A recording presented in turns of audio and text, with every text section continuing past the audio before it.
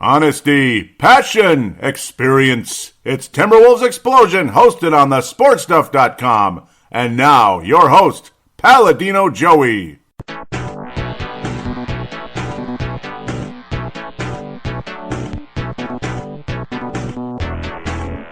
Hello again, Timberwolves fans. Are you ready for the explosion of Timberwolves basketball? I am your host, Paladino Joey, or Joey Awajan. Timberwolves Explosion is available on the sportstuff.com, iTunes, Stitcher, and Double Twist. It's nice to be back on board once again today. I guess I'm still keeping the regular schedule, which is nice for keeping up with the team in the playoffs and all that, but it's annoying that I can't get cleanups done because obviously we had 14 inches last week, but I gotta think it's going to be catching up pretty soon because snow usually doesn't survive 50 and 60 degree temperatures. That's Fahrenheit for those of you in Australia, of course. I think you know it's not like, super duper hot. Like 60 Celsius would be like death in the family, you know? So, but that's the explanation as to why I'm still able to keep up with a regular schedule with Timberwolves Explosion for the moment. But it's going to get going pretty quick here, I got to think. It's consistently going to be spring now. So those of you here locally in the Twin Cities, it's spring. It's spring. It's finally spring. It's about a month late, but it's spring. As for the Timberwolves, well, they're finally in the playoffs and all that, but as expected, when you're playing against the number one seed and a team we don't match up well with at all, that swept us in the regular season, well, the Timberwolves are down 2-0. And, well, that kind of is what that is, but that's not what the annoying part is. The annoying part is losing Game 1 the way we did. That was on the 15th of April. Of course, Game 2 is on the 18th. Woohoo. Well, yeah. 15th of April, 104-101. You heard that correctly. 104-101. Yeah. So, that means the Wolves had a legitimate shot of winning this game. And you just knew when we didn't win this game that things were just going to spiral down the way they did. And you know what? Look at the Minnesota Wild the last 5 or 6 years or so, other than, I suppose, other than the year they beat Colorado the second time in 2014. And, of course, you got past St. Louis, but really, at least the last 3 years or so, at very least the last 3 years or so, you play well in that first game, particularly last year especially, and this year, and you just don't get the job done, and then Game 2 is much worse. Surprise, surprise, and it's so frustrating, and it's just like, here we go again. Hopefully this team isn't going to head down the same direction as the Wild. Yeah, they got out of the first round a couple of times, beat in the second right away. But you don't want to go in the Kevin McHale, Flip Saunders era. And again, no disrespect to Flip Saunders, obviously. But that team did not get over the hump back in the day until their final playoff appearance, and I've talked about that in numerous occasions. It's one thing you get out in the first round the first time around and blah, blah, blah. It's a learning experience, but I don't know. I think Karl Anthony Towns is getting more of a reality check here. And it's the same stuff we've seen the last couple of years against good teams and teams with good, talented big men, whether they're really large and strong and good or they're quick and smart like Clint Capella, who's also a big guy, and Nene Hilario, or Nene, I guess. I don't know if you can call him Nene Hilario or Nene, whatever it is. But, yeah, the whole point is you don't want to get stuck in the black hole of losing in the first round 6-7 years in a row like the Kevin McHale and Flip Saunders era. I have said repeatedly, and again, no disrespect to anybody listening, after the Timberwolves got swept in 0-2 by the Dallas Mavericks, and that's like, enough is enough. I would have fired both McHale and Flip Saunders after that series if I was the owner. And again, I think the reason why Flip didn't get fired was because he had just signed that massive contract, and yeah, that's a pretty big buyout. I remember how he flirted with the Portland Trailblazers around that time and got a huge contract extension, which was kind of like, well, geez, I guess. It's not like he was a bad coach. Obviously, he's a good coach. But eventually, you need a different voice. It's just a different voice, that type of thing. And again, this is back in 2002. Kevin McHale, Flip Saunders, the president of basketball operations. Oh, my. I would have kept him here as long as he wanted to be here. Because, obviously, he knew what he was doing. Way beyond what Kevin McHale did. Yeah, Kevin McHale at a bare minimum would have been gone. And I don't think anybody in the Wolves organization, Flip or Kevin Garnett at the time, guys like that, would have had a huge problem with it. At a bare minimum, Kevin McHale would have absolutely been fired after that series and because of his poor salary cap management and all that. Now look at me going off into somewhere else. But, well, it's the same team and it's a similar situation. You don't want to get stuck with salary caps. Andrew Wiggins, that's a big contract. I know it's a new TV contract and all that, so it's a little bit easier to fit under the cap and all that, but because the cap is like up at the moon or so, somewhere around there, but still difficult to say. I don't feel real good about that contract right now, and I don't think many of you do. Okay, go ahead and get mad at me. I'm a troll. That's the new word we all like to call everybody. Of course, people have been using that word the last 7-8 years now, or even longer. But yep, I'm a troll for saying that. Well, the Timberwolves trolled the fans in this game by not getting the job done. Karl Anthony Towns' playoff debut. Well, he got 12 rebounds. He got a double-digit statistic in the game. He even had 4 offensive rebounds. One of them a nice putback, keeping the Wolves in the game after just some terrible shot selection by the greatest, most clutch player ever, Jimmy Butler. Yeah, he's had clutch moments, but you know what? I'm sick and tired of him with the ball at the end of the game. Raise your hand. Show of hands, David Kahn style. Show of hands. Are you tired of Jimmy Butler's last-minute shot or last play of the game shots? Are you tired of him? Fadeaways from the three-point line? Are you kidding me? You're not even facing the basket, so you got to do a turnaround three? That's great. It's great stuff with a guy in your face. That's great. That's great stuff.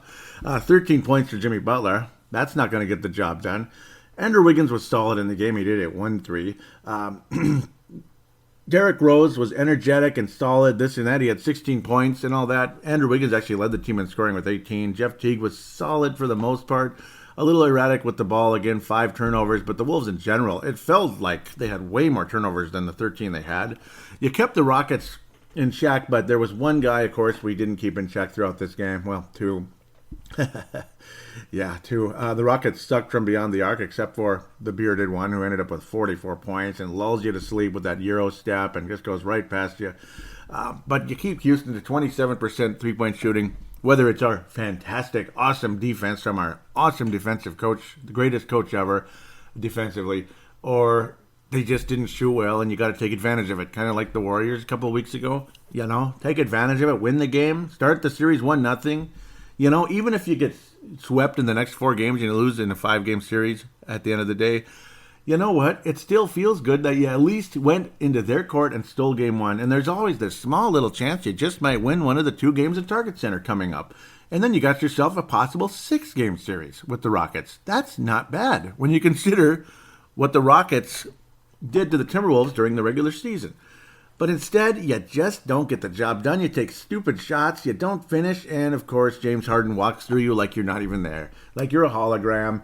And I'm tired of James Harden, but then again, we're stuck with him for the next X amount of years, just like Curry, just like Durant, just like Klay Thompson, just like go Warriors. They're gonna just be the greatest team ever and screw anything else that may have been better in the past. Well, that's great. It's sad, though. I mean, this was a golden opportunity for the Timberwolves, but nobody stepped up when it mattered. Karl Anthony Towns, again, that's the lead story here, and of course, it's a national thing. He's getting a real reality check. You got Stephen A. Smith going, "Brother, you gotta be a man out there and not play like a kid," basically. It's basically what he said. Charles Barkley called the Wolves dumb, the dumbest team in the NBA. This and that. They don't take shots they need to take, and they don't go down low. You have Karl Anthony Towns basically camping out at the three-point line most of the game. Yes, he's your best three-point shooter, but there's way more to Karl Anthony Towns' game. And then, he just gets manhandled down low, this and that, and it's happening too often. Marcus Gasol manhandles Karl Anthony Towns every time they play. DeMarcus Cousins manhandles Karl Anthony Towns every time they play. DeMarcus Cousins. So that would have been, or even Anthony Davis. That can be more of an interesting matchup on occasion with those two for some reason, because they're kind of similar a little bit. Need we go on? I mean, one big man after another continues to manhandle Karl Anthony Towns, particularly in these big moments, or just on the road, or this or that.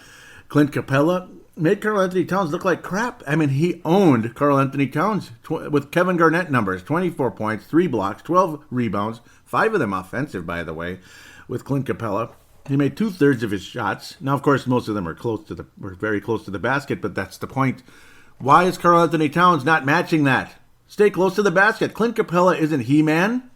Karl can play better down to the basket. Yes, take some three-point shots. Momentum shots. Not just, okay, I'm just going to camp at the three-point line and just wait for the ball. Hopefully I get it. Oh, I didn't get it this time because Jimmy's jacking up this, or Crawford's jacking up that, or Derrick Rose is going to take the ball to the basket or drive or force up a shot every time he has the ball. He's turning into another Antoine Bleepin Walker out there at times. He had a good game one, to be fair. But generally speaking, you're driving to the basket on Clint Capella and you're getting swatted into the next county. You're getting swatted over to San Antonio, for Pete's sake. Seriously, that's not good basketball. It's really not.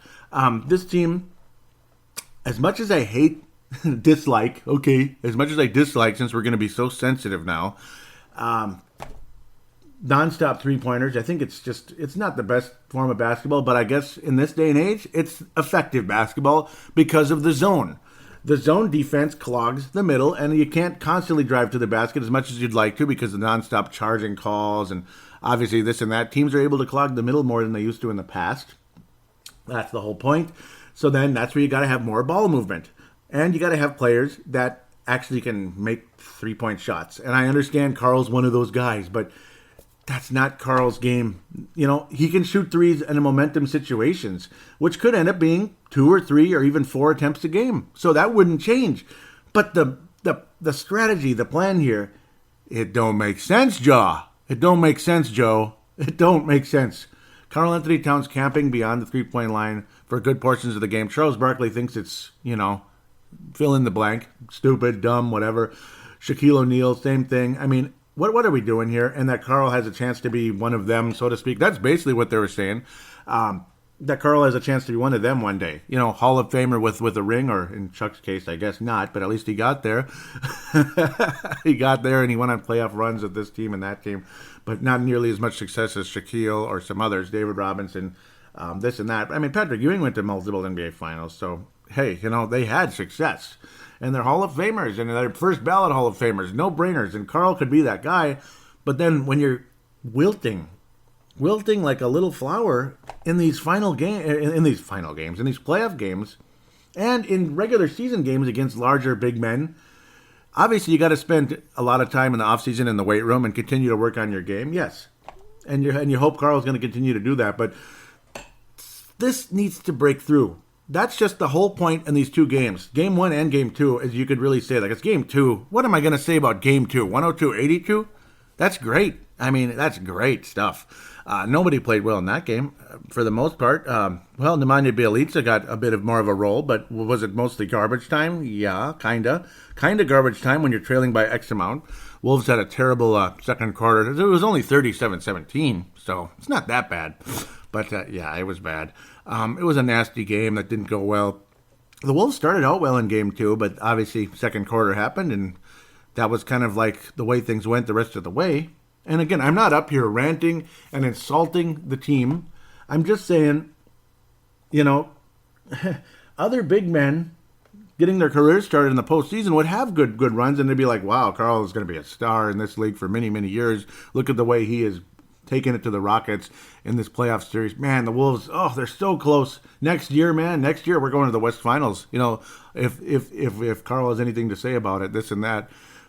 But then when you see this type of performance and the frustration, I don't know, you get sad, you get frustrated, and, nobody here is rooting against Karl Anthony Towns. Heck, those national guys on TNT are not rooting against Karl Anthony Towns. Stephen A. Smith is not rooting against Karl Anthony Towns. But it's sad. It's disappointing. You know he's better than this, and it's got to stop happening. So that's pretty much where things stand here at the end of the day with Karl Anthony Towns in these postseason games. Andrew Wiggins, you know what? He is what he is. You're seeing what you see is what you get. He was very solid in Game 1, by the way. I'm not ripping him for that one. Game 2, though, he had a 9-point game, and it's just 6 of 14. You saw the same stuff in the regular season. He did add some multifacets to his game, though. He did add a steal and a block. That's good. 3 assists, 8 rebounds. 8 rebounds for Andrew Wiggins. So those are nice statistics and everything. But again, it's not all about statistics either. Jimmy Butler, you know what, Jimmy? If this was a job where you punch in and all that, these last 2 games, I'm going to give you a no-call, no-show. That's 4 occurrences at my job because you get 2 occurrences for a no-call, no-show, and you're fired. If it happens 2 days in a row, or we consider you quit. I'm considering Jimmy Butler quitting in this series. This is not impressive. And the last second shot attempts, and I know Vince Germano out there is listening and he's talking about the Butler effect, and he's wanted to come on the show for a long time, that it's not necessarily helping. As good as he was, some great moments in the regular season here and there against Denver and Portland, some epic games. That was fun to watch, man. And you can't bleep with me when he was going off on, I can't remember who it was, Barton, I believe, for the Denver Nuggets. I believe it was Will Barton. Again, another David Kahn leading to the $5 million bag of money to fire Kurt Rambis. That was draft night 2011, for those of you that may or may not remember that, because maybe you selectively forgot that one. But Jimmy Butler, no call, no show, man. This is a no call, no show for Jimmy Butler. That's two of them. I mean, that blows. This blows. 12 points a game. Really, man? Way to step up in the playoffs, Jimmy. And I'm sure your knee is bothering you. I get it. I get that 100%. I can't even imagine. Well, maybe I can, because I've not had serious knee injuries. God willing, thank you, Lord, for that at age 38. Let's not have any now, that's for sure. But I've had injuries in other areas. And, I get it. Some of it lasts for a long, long time, maybe forever sometimes. But, I mean, for all the stuff he says and for some of the type of shots he takes and the demand of the ball, this is not going to get it done at all. Credit Houston for having much better defense. As old Coach Pringles, at least he has players capable of playing defense. Chris Paul, obviously, is one of the greater perimeter defenders in the league. James Harden has become respectable defensively. That's good compared to the hologram it used to be. Clint Capella, I hate him at this moment because we're playing against him, but God, I love Clint Capella. I love Clint Capella. Oh, I wish. Oh, Lord, in a perfect world, Clint Capella is the Timberwolves center. Karl Anthony Towns is the power forward. Let's go. Let's go. And maybe, just maybe, PJ Tucker was a guy all over the place in off-season conversation. Oh, man. As much as he complains, by the way. He complains and whines as much as Karl.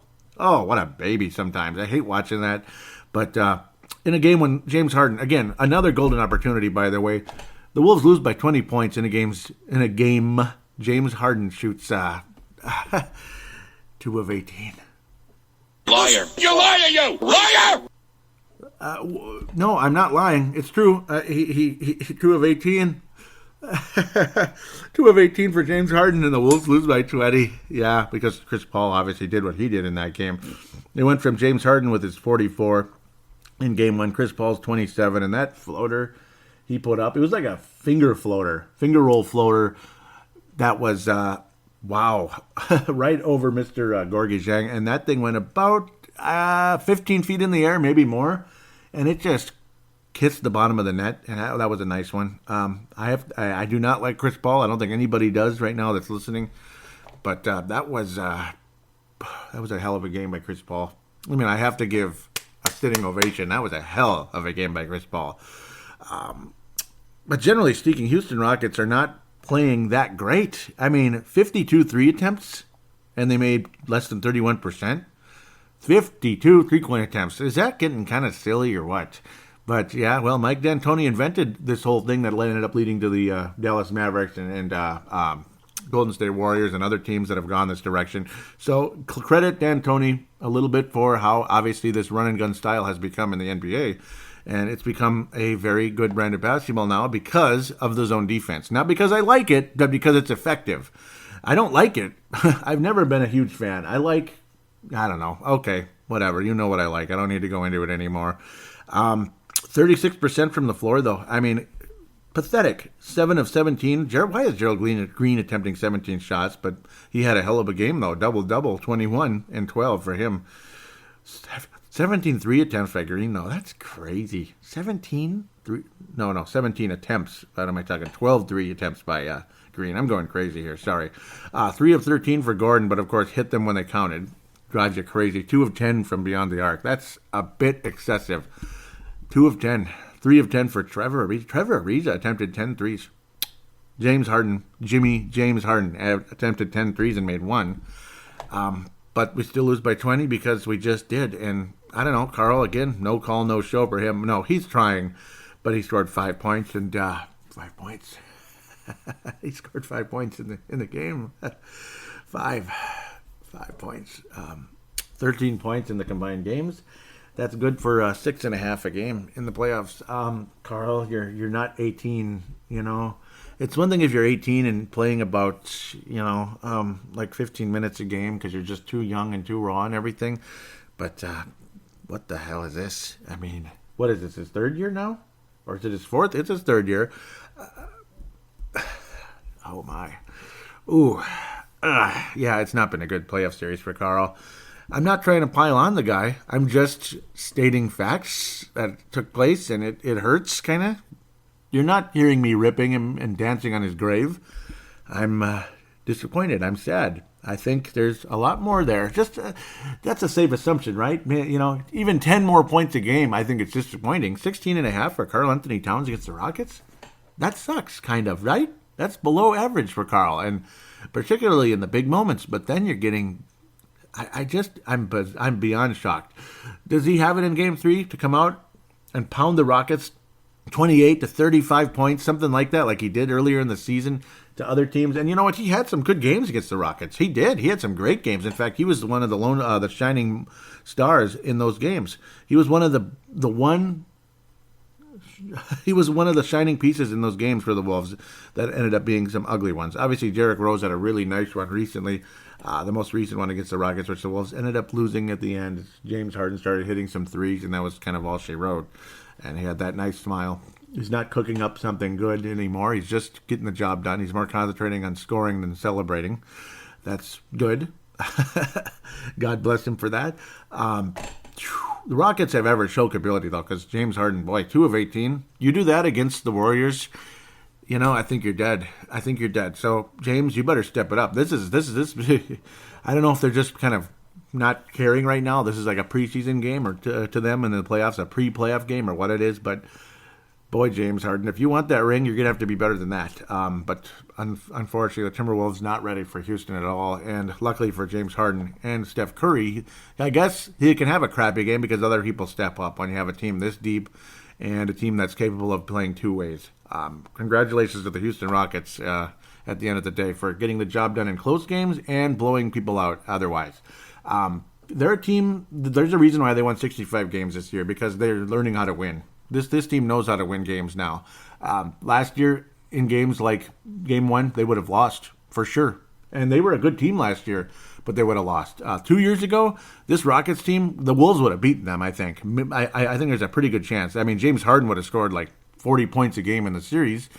Yeah, but obviously that team was not ready to win anything. As annoying as they could be against us, we probably would have had a chance to win the series, particularly if Butler was a little bit healthier. But I don't know. This kind of is what it is. It kind of is what it is, isn't it? I mean, I love Clint Capella. God, have I made that clear yet? I think you guys might think I'm a little bit crazy, but you know how guys, across the league, you're man crush on this, that. I guess you could say there's that for Clint Capella. So far, he just dominated. I don't like Gerald Green very much. Obviously, he's kind of a dork, but that's okay. He's got an attitude, and I'm not a fan of guys like that. Really, he's got a chip on his shoulder, particularly against the Wolves, I'm sure, for nobody still remaining on the team or organization from that time, but he plays like it's still going on, which is kind of silly. Well, you get the point. Houston didn't shoot well, and the Wolves lost both games. Because the Wolves are not playing ready for the big time, and I don't understand some of it. Teague was fairly decent in Game 1, but again, some crucial turnovers down the stretch did not help. Game 2, just like Jimmy Butler, yuck. Just a crappy-ass game. The whole game, the Wolves are down by 20+. It was a boring game, honestly. Boring game. 28 minutes for Tyus Jones, 2 points, blah, blah, blah. So, yeah, I don't need to go over the box score. It's just, obviously, because that's not what you're here to listen to, is the box score. Occasionally some stats, though, that really just slap you in the face. They're stunning. Like 2 of 18 for James Harden. That's a little stunning, and I got to mention stuff like that. So, yeah, the Wolves are down 2-0. Will they continue into Game 3? I don't know. I can't believe I almost went on for 25 minutes, but I suppose it's our first time in the playoffs. Wow, for just 2 games. Well, what do we got coming up? We got more playoff games, and 2 games in the Target Center at a bare minimum, And, well, after that, I don't know. It would go all the way up to Game 7, believe it or not. Game 6 would be next Friday. Game 3 is Saturday. Game 4 is Monday. That may or may not be the end of the season. And Game 5 is the 25th. Call me crazy, but I've got a strange feeling. I think Karl Anthony Towns is going to have a good game in one of these two. But I think the season ends Wednesday night, the 25th of April. The 25th of April, the season will end, in my humble opinion, in Houston, Texas. The Timberwolves will get swept in Houston. I think the Wolves squeak out one here. I'm not sure which one, but whatever it is, possibly Game 3. But I have a feeling this is going to be a 5-game series. I've kind of been saying that forever. I think Karl's going to have a big game in one of these here. He after hearing all this crap, all this, I think there's going to be a focus. There's going to be an energy. It's the first game, the playoff game in Target Center since Los Angeles Lakers Western Conference Finals, game number 6, I believe, right? Yeah, we lost in 6 that year, as Vince Germano would remember. It's the whole 2-2-1-1-1 deal. And luckily they changed that into the NBA Finals rather than 2-3-2. So Game 6 was in Target Center. That was the last playoff game, which was a loss, unfortunately. I thought it was a win, but no. I mean, I thought it was game number 2 only, but no, that series did go to 6. The Wolves ended up losing, and Lakers moved on, and this and that, and that was disappointing. Wait a minute. No, it was in Los Angeles. Of course it was. I knew it was a road game. What am I talking about? Game 5 would have been the last game in Target Center. Game 5, we had home court advantage. Pardon me. Game 5. Game 5 was the last game. And the Wolves did lose that game because I remember the Wolves lost 3 in a row. Boom, boom, boom. As even Wally Zerbiak said that. He's like, we don't want to do the same thing we did last year where it was just we went up 2 games to 1 and then boom, boom, boom. And they did go that exact direction. They were up 2-1 and then boom, boom, boom. You get the point. Houston Rockets, unfortunately, will end this series before the next show. In my humble opinion, I'd be beyond shocked if game number 6 was in Target Center on the 27th next week. More than likely, though, I'll be working outside anyway, but I'll be jumping on fairly soon. Probably not that long after the series and all that. But Houston I will maintain my 5-game thing. I'm not sure which game the Wolves will win, but I'm going to guess number 1 there, game number 3, and then Houston will win 4 and wrap it up in 5. That's basically my predictions. I think Karl's going to have a really large game, and then after that, I think it's going to be kind of more of the same in the next 2. It's going to be something along those lines. Maybe Jimmy Butler will surprise us in one of them, and it can make things very interesting. Maybe Game 5 will be really interesting and keep the Wolves going, or that'll be Game 4, but the Wolves will not win the game. Something along the likes of like 120-5, 121. Jimmy Butler had 38, but the Wolves didn't win the game because James Harden had 50. You know, he was unconscious after some awful games in Houston. Well, awful game number 2 anyway. And then whoever finishes it off in Game 5. That's basically where I'm leaning right now. So that's segment number 1. We're going to look at the rest of the postseason a little bit here in segment number 2, and then some fan interaction coming right up. Oh, please, God, tell me this isn't a trend and it's just a mirage.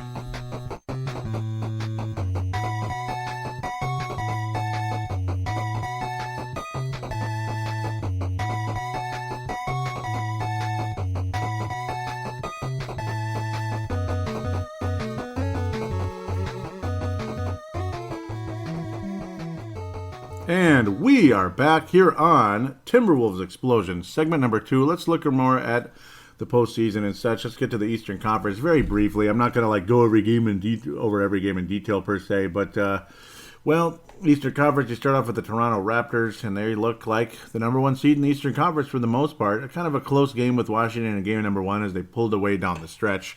That was a close one. Washington was making an interesting game number 2 though. 130 to 119. Toronto again kind of flexing their muscles and moving forward. I still very strong possibility they're going to the NBA Finals in my humble opinion. Cleveland got slaughtered by Indiana in game number 1. You get game number 2. Cleveland slid past them just barely as that was all in Cleveland there. Cleveland Cavaliers lucky to be coming out of that one with a 1-1 with a 1-1 series record and everything. Oh, and it's 420. Don't even get me started. I don't care. Oh, I don't give a crap about 420. Yeah, I don't care. We're happy for you. I'm just, you know what? I'm too busy for that to even care. I don't even want to know. But it's 420 and it's the Rockets, the Cavaliers heading to Indiana. I think the Pacers are going to win that series. I kind of do. I don't know. Well, I mean, Cleveland, you got LeBron James. You still got the best player in the world. Will he will his team to victory? Very big possibility. But even if they do win that series, I think there's almost no chance to get past Toronto. It's kind of looking like hockey now, where you assume they're the number 2 team or whatever, and they're good, but they got to play the top team in the next round because you're stuck in the division, whatever, in hockey. But in this case, it's just the way it is. They're the number 4 seed, and well, Philadelphia. Miami made things very interesting in the first half of that game, and then as things progressed into the third quarter and such, Philadelphia just said, "Oh yeah, okay, we're done playing," and that was kind of too easy. And then you had a vintage Dwayne Wade game. That was kind of cool in game number 2. Miami won in Philadelphia, 28 points for Dwayne Wade. It looked like 2006 kind of, sort of, or maybe 2010, 11, 12ish. 11-12ish, when he was still pretty good, obviously. And the Miami Heat rolled past the Indiana Pacers after the Pacers made things frighteningly interesting in that second-round series. The infamous blowing in LeBron's ear. Boy, has it been that long already? Is Lance Stevenson that old? I guess he is, but or was that was a little bit afterward. I think that was 2014, actually, LeBron's final year in Miami. But regardless, whatever it was, yeah, Lance Stevenson, that was funny. Yeah, Lance Stevenson was barely even playing in that 2012. It was 2014, so get your facts straight, Joey. Well, I did. Philadelphia, same thing in game number 3 in Miami. Miami kept it close for a while, and then Philly just started to pull away in the second half, as Philly is just kind of one of those tale of two halves type of teams, where it seems like they screw around a little bit in the first half, and then they show their true colors in the second. Joel Embiid, well, yeah, he was pretty good in his debut. He's the man behind the mask and all that now. He's the new, I don't even, Rip Hamilton. Well, not really. But, yeah, he's wearing the mask, and he did a hell of a job. Not the greatest numbers in terms of 5 of 11. That's not much. But, well, you want to go for the old Paladino Joey efficiency rating. He only attempted 11 shots and made 23 points. So, scored 23 points, 3 blocks in the game. Hit a 3 out of 4 from downtown. That's kind of how you get it done. As generally speaking, he's down low, getting the job done and doing yeoman's work out there for the Philadelphia 76ers. As they just made it look easy down the stretch. Boy, Markelle Fultz, number 1 pick, huh? Well, kind of he was going to be a number 1 pick, but yeah, wow, 4 minutes. I don't know. Still coming back from that injury, and he's non-factor so far. Aussie Magic. Yeah, he didn't get the triple-double, but they won anyway. And again, 4 steals in the game. Aussie Magic looking good. That's Ben Simmons, by the way. Aussie Magic over there doing a hell of a job. And the Sixers making things look awfully easy against a Heat team that's got pieces, but I don't know. They're kind of another one of those what the hell are they doing type of teams where they're just kind of hanging on. They're kind of like the Minnesota Wild, aren't they? Where they just have this veteran and that veteran and this young guy and that young guy, and they make the playoffs, but that's it. They just make the playoffs and that's it. Milwaukee and Boston. I'm kind of surprised here. I'm disappointed in Milwaukee. They were playing well in the first game, and they let that one go, kind of like Washington Wizards against Toronto Raptors. Gosh, it's just 2 basketballs for their logo. That's great stuff.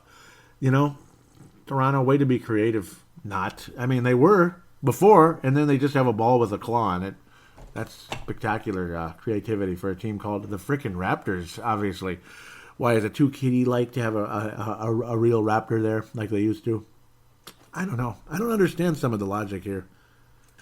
By the way, I will throw this a little side note. I like the Wolves City jerseys. They're not my favorite of all time, but they're okay. And I think the Wolves should change the jerseys for game number 3. Yeah, don't stick with the city logos. As now, obviously, the home team decides this and that.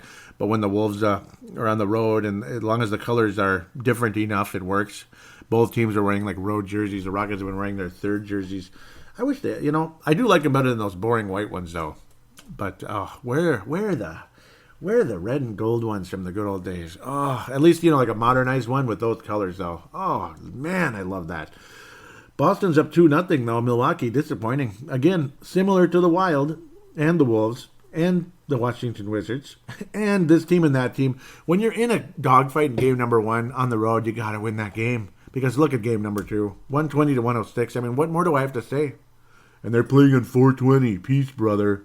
Game number 3 tonight. They're playing in 420, bro. And they're green. They're green, man. 2 green teams in 420. The moon's going to turn green at 10 p.m. tonight, bro. It's going to be a full moon. It's going to be green, bro. Yeah, bro, man.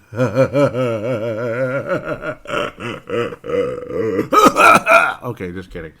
Yeah, should have hit the dump button, bro. Come on, man. 120 to 106. That series, well, I'm disappointed in Milwaukee. I thought they had more coming. Boston, though, good job. I mean, that's all I got to say. I mean, Marcus Smart wasn't even available, and I was talking about Marcus Smart. He'll hold down the fort. No, he didn't. He wasn't there. Game number 2, obviously, well, he was there, but he didn't play. The Greek Freak, obviously one of the franchise players of basketball, 30 points. And even in that second game, almost had a triple-double. Man, Jaylen Brown really showing what he could do, though, a 30-point second game there. Rozier's done a nice job at point guard, just filling in and doing a hell of a job.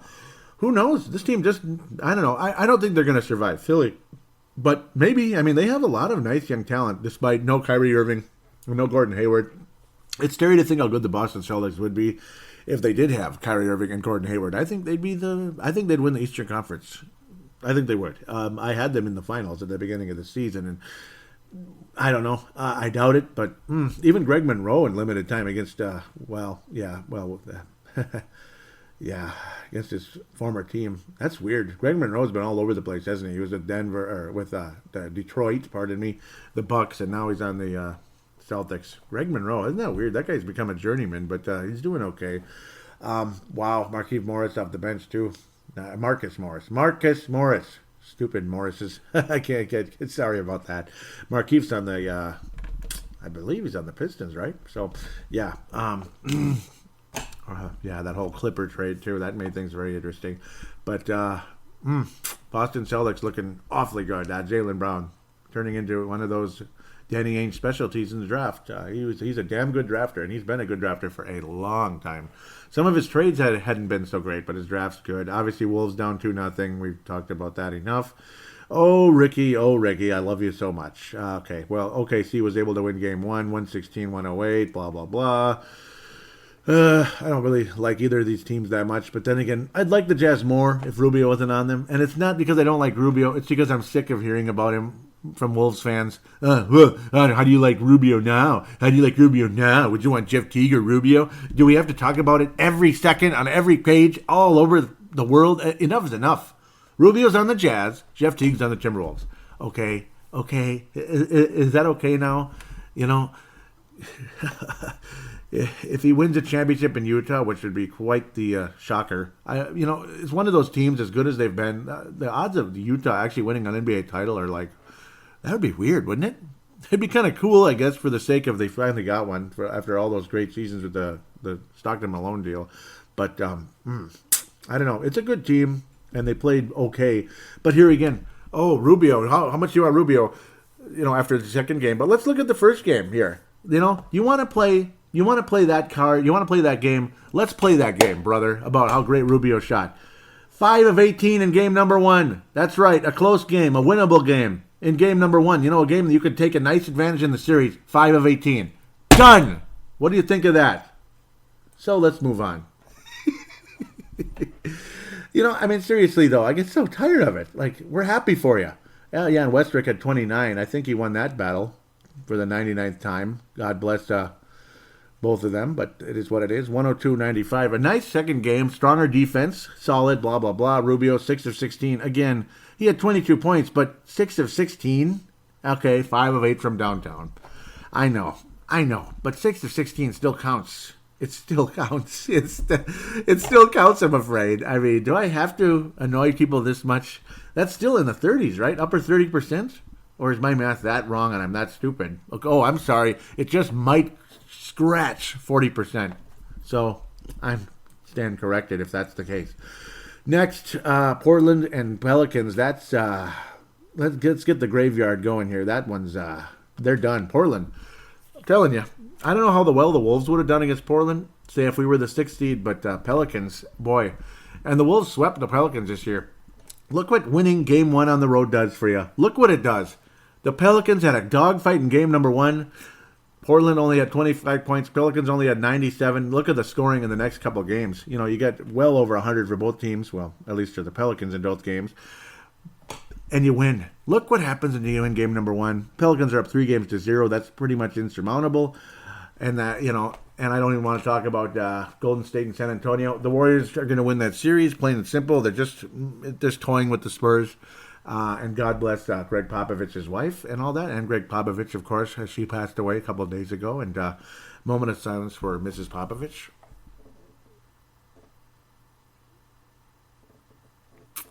Yeah, that's sad news, and God bless, and God bless Greg Popovich.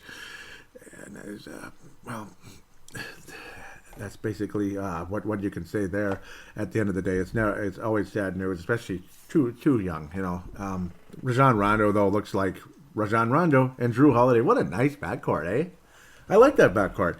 Anthony Davis. See, this is what you need from Karl Anthony Towns. 35 and 14 against the Portland team that's got some big men, but they're not as good as Anthony Davis. Karl, you're supposed to be better than Clint Capella. You're supposed to be better than Clint Capella, Karl.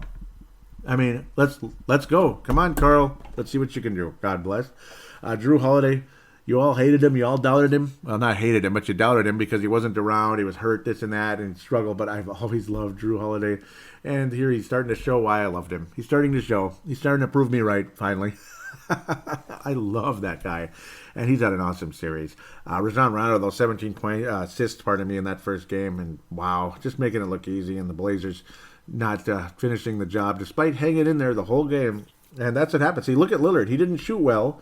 He made 3-pointers, though, 4 of 9 and all that. But again, just finished the damn job, and look what they did. And I know Portland's not as good as Houston, but still, the Wolves might have lost a game like that. And then guess what? Portland's up 3-0, 2-0 coming to Target Center, and it's like, whatever. And again, the Warriors are, they're just making the Spurs look like crap, and it's too bad. I don't know. It is what it is. I mean, I think it's over for the Spurs, obviously. And Kawhi Leonard is possibly on his way out, and he's coming to the Wolves. I don't know about that, but interesting playoffs. They haven't been as bad. Like years past, I got frustrated with these game ones. See, this is the kind of games I don't want to watch. Like when the Warriors win by 20 over the Spurs, this and that. That's not a fun game. The Spurs provided nothing in that series so far. Both the Utah games are good. Game one with the Boston and Milwaukee was good. Philly, it's good in the first half, and then it gets real yucky. But the Miami second game was great. Again, Indy-Cleveland was crap in the first game, but second game was great, blah, blah, blah. First game between Toronto-Washington was great. Second game was crap. So you're getting good games. You're getting some good games, and you're getting crap games, where in years past, the first round, I mean, there was one series that was real good, but it was always between two teams that were going to get beat in the next round, because here comes the Warriors, or here come the Lakers, or here come the Cleveland Cavaliers, stuff like that. Spurs, this and that. But this year, you're at least getting good games mixed in. Sorry for snapping my lips so much. I'm probably annoying you. But that's pretty much how things are right now. There's scattered, entertaining games this year where a lot of times the first round stinks and then the second round starts to show some promise, for the most part. The problem is the NBA is a bit too top-heavy, and those top-heavy teams tend to just roll through people, and that brings the competitiveness of these games down a bit. That's what I don't like, but welcome to the NBA. The last, since pretty much since Magic and Bird got on the court, it's kind of been that way for the most part. You're not getting a lot of close games. Celtics made a mincemeat of the Rockets in that series in '86, so stuff like that. So you're going to get uncompetitive series and games and this and that all the time in the NBA, and even in college basketball too. So there we go again, snapping my lips. Get rid of that habit. So with that, I've rambled a bit now. Now let's get to some fan interaction to hear from you guys. It's your turn, damn it.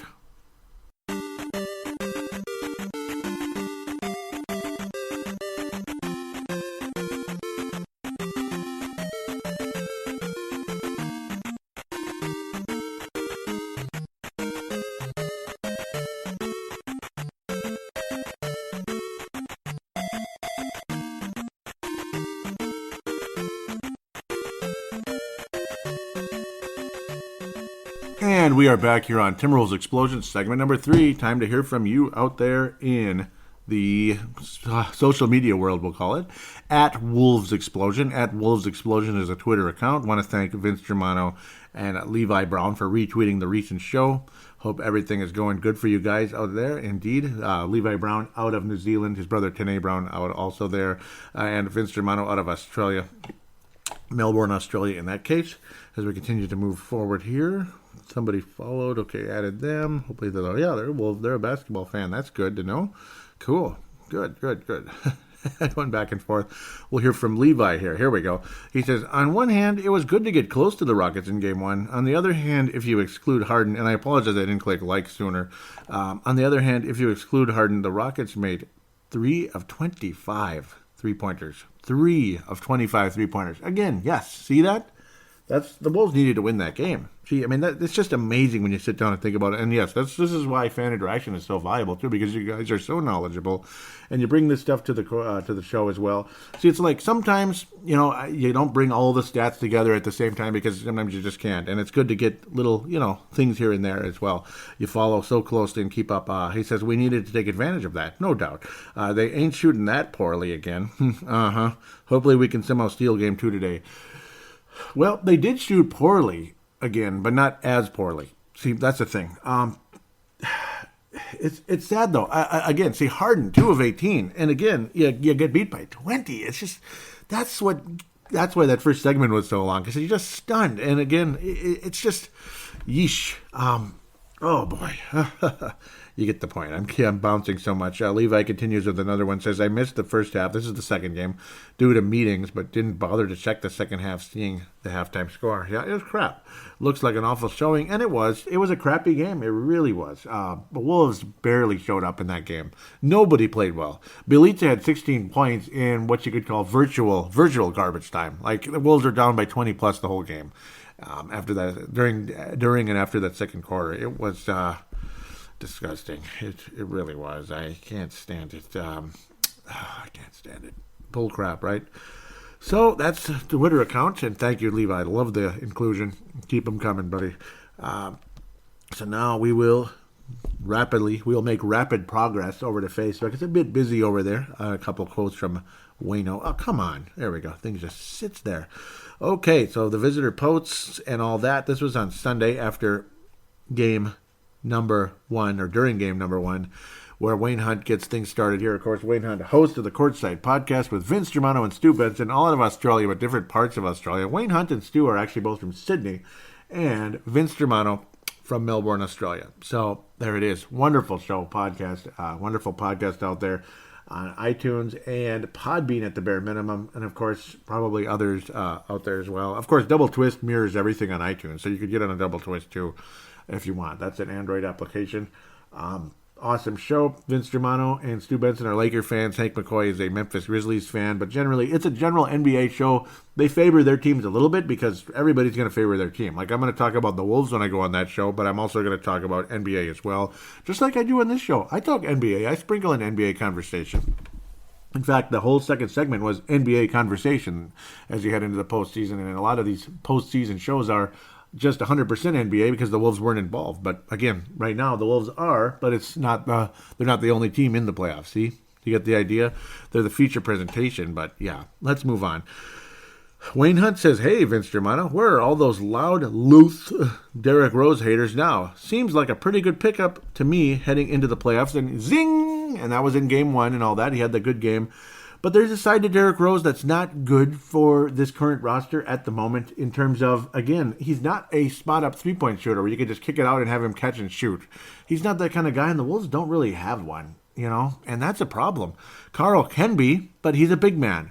Again, momentum threes. You don't want him just out there all the time. You want momentum shots where, okay, here we come up the court, catch, shoot, boom. There you go. That's what Karl Anthony Towns' role should be in the three-point department.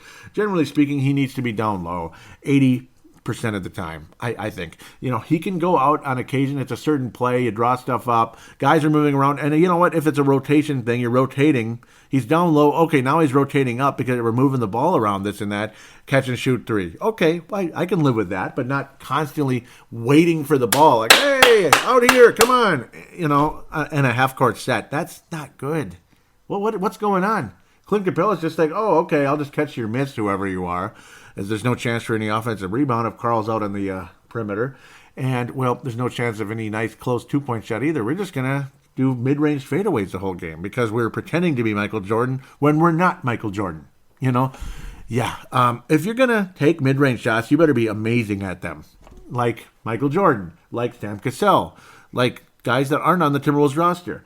Let's, this team does need more spot-up three-point shooters, and again, that's where Zach LaVine is a big loss. Of course, he would dribble and jack up threes, which I think is garbage basketball. That's what I don't like about Curry, one of the many things I don't like about him. But they go in, because he just got so damn good at the three-point shot. He can dribble around like an idiot and force up threes all day, and they still go in. I don't like that brand of basketball. It's J.J. Barea style. I've never liked that kind of ball. But if it goes in, and you're greatest ever. We're happy for you. But I don't find it entertaining. I find moving the ball around, catch and shoot threes, that's workable. And it's effective. And, well, that's how you avoid getting clogged in the zone, and that's why the NBA is headed in that direction for the last 5 to 10 years or so. Well, really about 5-ish years, 5+ years, and such. And it's continued. Obviously, the zone's been around since Wally was on the Wolves. But, we'll continue. Let's get to what Mr.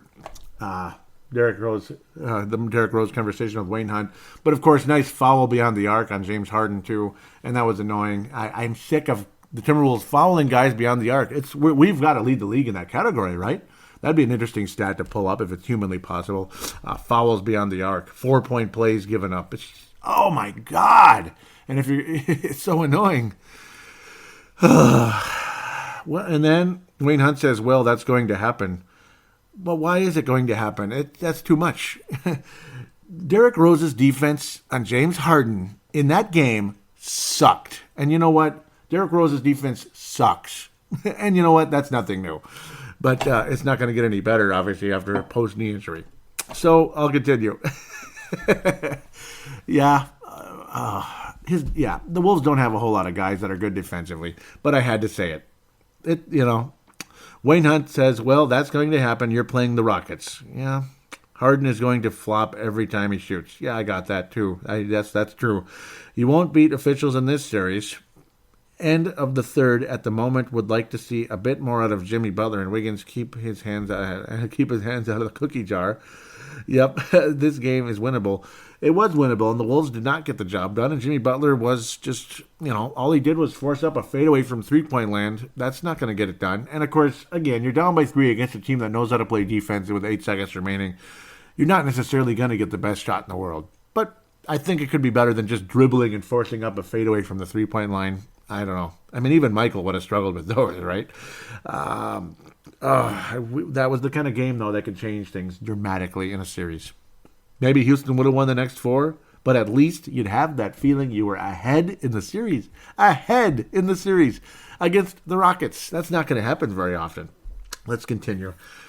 I was saying, then again, that's the story of this team the last 3 years plus. Again, not getting the job done in close games. And they didn't. So, Wayne Hunt says, "This is also the NBA and anything can happen. Right now, Wolves have the upper hand. No one expects them to win this game or this series. All the pressure is on the Rockets," and damn right. And that's a lot of the reason why James Harden did not play well in the second game, because the pressure's on the Rockets to go out and crush the Wolves. But luckily for James Harden, there's enough around him, including Chris Paul, who is very hungry for that title, obviously. And I think he'll finally at least get to the West Finals. And after that, well, it's on you guys. Get the job done, Houston. I will be in their corner because I cannot stand the Warriors. Okay, I love the Warriors so much. I love them. Just love the Warriors. I just don't. I don't even like the Rockets, but I like them more than the Warriors. They've been streaking violets ever since literally ever since they did not get the job done against the Utah Jazz back in 96-97. That's when they've not been a team out there getting the job done, despite their talented rosters up and down over the years. The Barkley Drexler team, that team should have gotten to at least one NBA Finals. That was a very dangerous team.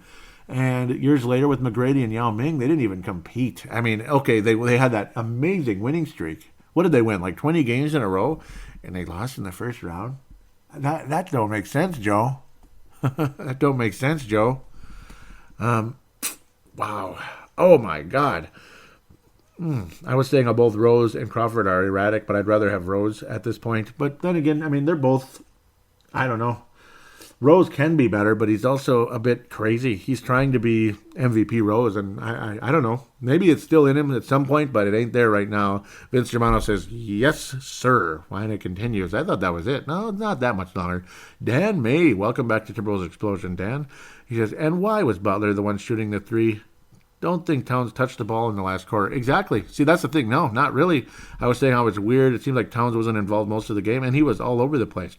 Wayne Hunt continues saying, like I said on our show, and it was great, by the way, that last Timberwolves, that last Courtside podcast, when they went into Wolves conversation, awesome. Any Wolves fan, you got to check out Courtside podcast, as they do love the Wolves, and they talk about them extensively, particularly on the last one. But they talk about the Wolves a decent amount, and then they bring up my name, as we like to shout out to each other. We're good friends, and it's just awesome. Nobody's going to agree on everything. Obviously, Vince and Wayne had a pretty excessive argument about press conferences late there, because Greg Popovich in press conferences is a dick. He is a dick, and there's no doubt about it. And it became a bit, and then it's gone from a funny bit to him back being a flat-out dick again, and it's annoying. Vince Germano's take was, you got to have press conferences, where Wayne Hunt was saying, just get rid of press conferences altogether, completely. What's the point of it? And then Vince is saying, no, it's backwards. Vince was saying get rid of press conferences because what's the point? They're not going to tell you anything. Sorry, I mixed you guys up. Vince Germano was saying get rid of them altogether. They're not going to tell you anything important. And Wayne was saying the fans need to hear. And I was kind of going back and forth on that one. I'm kind of on Hank's side, kind of. I get both arguments, though, that they don't really give you anything. A lot of times they insult your intelligence, and it's annoying. Like, look at Rick Spielman with the Vikings. Again, we're going to get the player who's the best player available for this team, or something. Anybody can say that. I can say that. I can go up there. I could. Let's say I don't know anything about the Miami Dolphins right now. I don't really know a whole lot about them other than they're not that good. Well, as the Miami Dolphins general manager, we're going to take the best player available and who we see fit to help this team. And it's like, wow. That's basically, as they're heading into the NFL draft, whatever, in a week. Wow. That's wow, man, that's really got people going now. So I get both sides. Where Hank is saying, hey, we want to hear something from the fans rather than what's it going to take for the Spurs in game number 2? And he's just like, hard work. Thanks, Pop. So, yeah, I don't like that either. Let's move on. Wayne Hunt says, like I said in the last show, he's got to demand the ball, and Wiggins should be doing it as well, demanding the ball. But Towns needs to be in the block, screaming at Jeff T, give me the effing ball. Those two in particular, this game needed to be way more aggressive, and I do believe he means Wiggins. Oh, no, Towns and Butler. No, Towns and Wiggins. Those two in particular, this game needed to be way more aggressive. Can't expect Jimmy Butler to do it all. A complete game beats this Houston squad, and a complete game would have beaten the Houston squad. A complete game would have beaten the Houston squad, but it was not a complete game. And Jimmy Butler was not that good. And, of course, he can't do it all, and he was not that good. So, continue. I was saying I thought Jeff Teague was aggressive for the most part, but he turned the ball over way too much. It's inexcusable that Towns had so few touches and was pretty uninvolved most of the game, blah, blah, blah. I was kind of having conversations back and forth. And then Wayne Hunt says Wiggins' free throws have been excellent. And, yeah, finally, as he made the clutch free throws down the stretch in that Denver game to put the Wolves in the playoffs, and that was nice. Vince Germano says, I'm hoping like hell these Rockets and flogged by D'Antoni choke big time. Go Wolves. And I wish they would, but it doesn't look like it.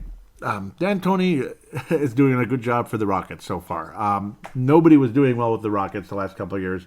Look how good Houston was last year with D'Antoni, even without the Chris Paul addition and such. So I'm going to give D'Antoni credit. Now, we'll see what happens. Obviously, they choked pretty mightily against the Spurs in round number 2. That didn't look good, but, well, we'll see. We'll see what happens. What if they choked Utah or something? Could happen, but it hasn't yet. We'll continue now again after game 1. Wayne Hunt says, tough game to lose. Tough game to watch as well. Wolves had chances. Got to capitalize on those Houston mistakes. If I'm Coach Tibbs heading into game 2, I'm talking to the team about playoff intensity.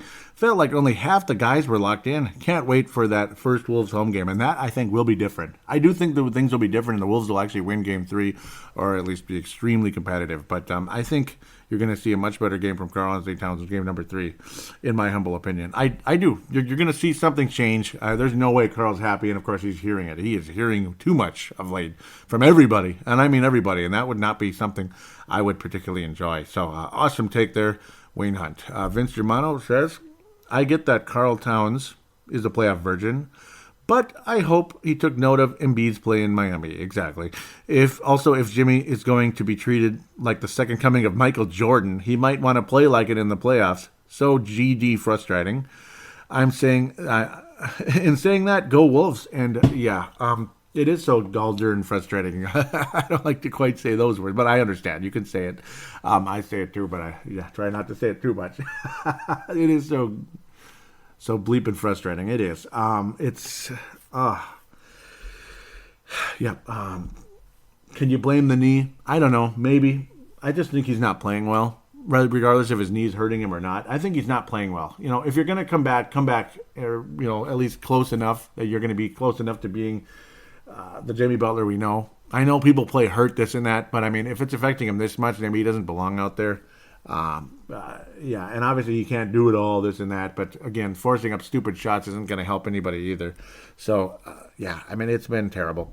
It's been terrible. And yes, Embiid, nice debut so far against the Miami Heat and all that. So, good start for Joel Embiid, and I expect that team to continue to go all the way to the Eastern Conference Finals, unless the Boston Celtics really are ready to play them. I don't think they'll beat them, but maybe. We'll see what happens. So with that, we're going to wrap up the show. I want to thank you guys very much for being a part of things here. Again, let's talk about the phone lines. 209-736-7877. 209-736-7877. It is a voicemail. Do treat it as such. Mention you're calling in for a Timberwolves explosion. Do your statement, shout-out, comment, question, and opine. It's a 3-minute limit for that one. So because it's an actual real voicemail, internet voicemail, but it's a voicemail. And then there's the call now button on the Facebook page. It is facebook.com/Timberwolves Explosion, by the way, for the Facebook page. And there's the call now button. It goes to the same phone line through Facebook Messenger. Same 3-minute limit, but it's free for anybody anywhere because Facebook Messenger is free for anybody anywhere as long as there's Wi-Fi or data connection. Going to give a quick shout out to Flips Army also. Flips Army is also a Facebook page out there that is kind enough to allow me to post links to Timberwolves Explosion on that page. Great in-game conversation, Timberwolves conversation in general, this and that. Some people post better things than others because that's just how it is. That's on everything. But yes, wonderful Facebook page to interact with some pretty nice people that like to talk Wolves of all ages, young, old, medium. I guess you could call me medium, this and that at this stage. But we're all there. A lot of us veteran Wolves fans, some of them younger, but good interaction, good conversation. Not everybody's going to agree with each other. That's a given. But welcome to planet Earth in that case. So do give that page a like and follow and join the conversation. It's worth it. Awesome.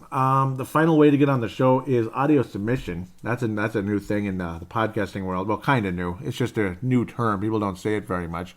Audio submission. That is by using your smart device or maybe Audacity on a laptop with a real microphone, which some of you might be doing out there. Audacity is obviously a computer program, computer application, whatever you download for free off of audacity.com, whatever that is. Or your smartphone's free voice recorder, which every smartphone or smart device, iPad, Samsung tablet, whatever it is, has. Record it. Keep it to about 5-ish minutes. There's no real limit, though, so don't worry about that. You won't get cut off like the 3-minute thing on the call now. Save it and email it to paladinolive@yahoo.com. Paladinolive@yahoo.com. It'd be great to have you on the show. And please do. I'm missing people. I haven't heard a voice on this show in forever. Somebody join. Vince Germano, any of you guys can do it. It doesn't matter where you're from. Obviously, Tanae's done it from New Zealand. He's super busy, though. That guy works harder than me, and that's saying a lot. That guy works insane hours, and I think from what I gather, from what I reckon, as they might say, that Levi is a hard worker as well. Obviously, the meetings and such. So keep it up, guys. Keep joining the show. Thank you for the post, though, at very least. Wayne on Vince Germano and Levi Brown. Thank you very much for being a part of this show. God bless you. Can't wait to hear from you again, and it'll be awesome to hear one of your voices on this show at some point in time. The runway's yours. Join, baby, join. So I wish it was more positive right now, but it isn't. We'll see. We'll head into next season. There's going to be some changes to this roster in the offseason. I guarantee you there's going to be something fairly significant, I think, because we're just not there yet, and we'll see what happens. With that, we'll take a hiatus here.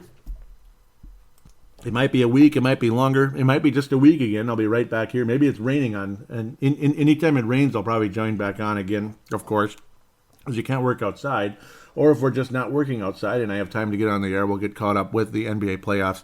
Same with the Brave the Wild show as well. If you like hockey, Brave the Wild podcast out there, do check that out if you could. And of course, Minnesota Vikings draft preview. Purple Mafia, check out that podcast. Minnesota Vikings draft preview is already out there on iTunes. Download it and check it out, baby. Of course, I've been keeping up with the Wild in the playoffs. It's kind of similar to the Wolves. It's frustrating. Why can't we be on the winning end of these? What if both teams were like making playoff runs? Wouldn't that be fun? Oh, man.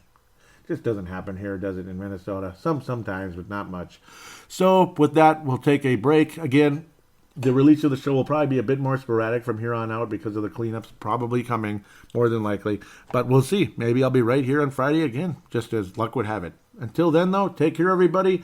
We'll be back fairly soon, probably sooner than later at the very least.